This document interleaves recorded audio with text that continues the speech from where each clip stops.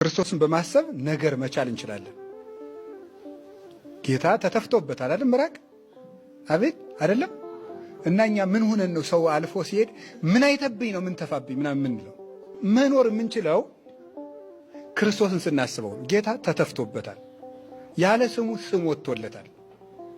አምላክ ነው ግን ኃጢአተኛ ተብሏል። ኃጢአትን ይቅር የሚለው ኃጢአተኛ፣ ይሄ ፍጹም ተቃራኒ ነገር ነው። ዓለምን በደሙ የሚቀድሰው ርኩስ ምራቅ ነው የተተፋበት፣ የረከሰ ምራቅ። ከዚህ የበለጠ እኛ ደርሶብን አያውቅ። ለምንድነው ስሜ የጠፋው? ለምንድነው እንዲህ ገሌ እንዲህ የሚለኝ? ለምንድነው እንዲህ የሚለኝ ቢልሳ እኛ ይሄ አይመጥነንም? ንገሩኝ እንጂ ይመጥነናል። አባ ጋቶን የሚባለውን አባት አንድ ሰው ሂዶ ሌባው አጋቶን አንተ ነህ? አዎ። እማይረባው አጋቶን አንተ ነህ? አዎ። ዘማዊው አጋቶን አንተ ነህ? አዎ። መናፍቁ አጋቶን አንተ ነህ? አይደለሁም።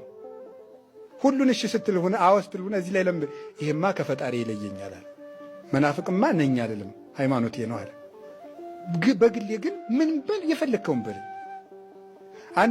አንዱን ደግሞ ባይታው ሄዶ ጅል ዝም፣ አውሬ ዝም። ከዚያ በኋላሳ አህያ የአህያን ያህል ማዕረግ አህያ ጌታዋን በሆሳይና ተሸክማ ይዞረች። እኔ ጌታዬን መቼ አግኝቼው ማረብ አይደለም።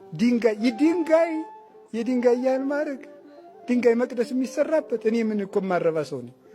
መጨረሻ ላይ የሚለው ጠፍቶት ጥሎት ሄደ። ስድብ አልቆበት ማለት ነው። አይገርማችሁ? ስድብ አልቆበት ጥሎት ሄደ። ትዕግስት ማለት ይሄ ነው። ገለባ መሆን አይገባም። በእውነቴንም ነው።